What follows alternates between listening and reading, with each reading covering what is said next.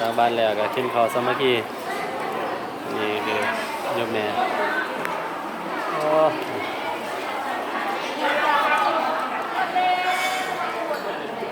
โอ้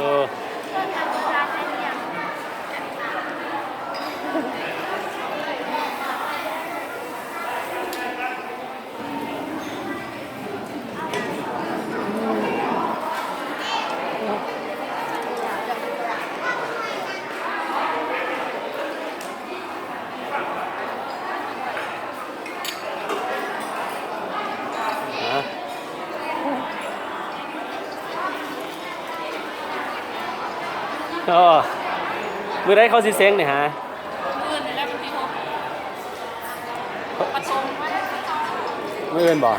แม่จ้ะโอ้มีนักเรียนจักคนนี่เขาสิเอาขนมตัวนี้ไปแจกให้เดี๋ยวสิแบ่งให้เดี๋ยวสิไปแจก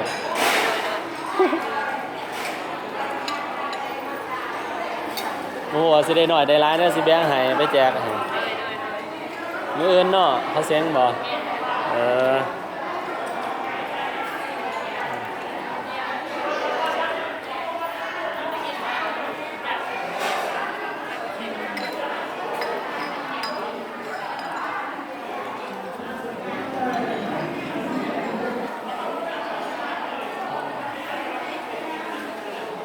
โอ้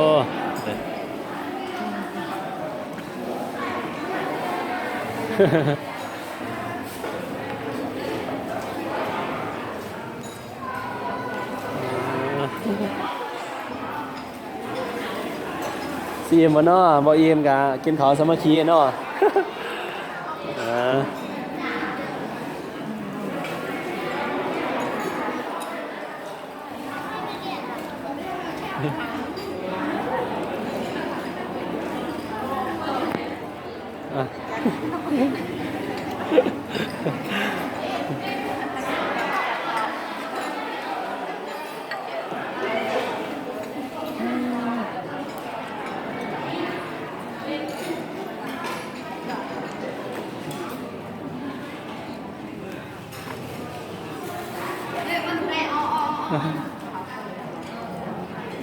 ว่าดื้อด้านเนี่ยมันแพ้บ่เว้ย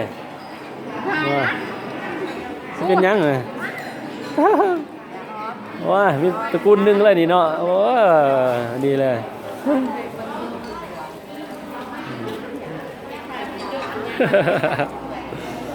เจอคำใหญ่ก็สิเป็นหยังเอาเท่านี้บ่กินข้าวว่าเลยนี่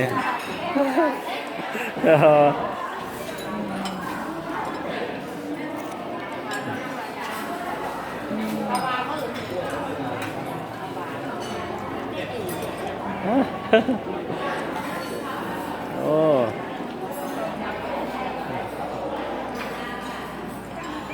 อันนี้เบื้องพอออกพ่อเนาะโอ้มาเท่านี้คืออาหารคือบ่หลายเนาะ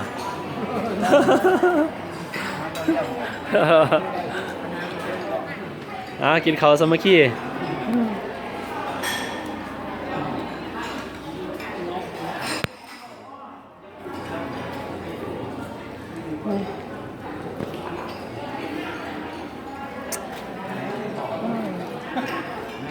คนนั้นเราชักคู่ก่อน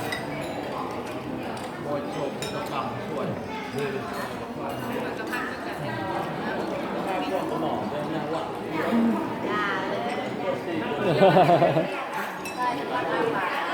ฮ่า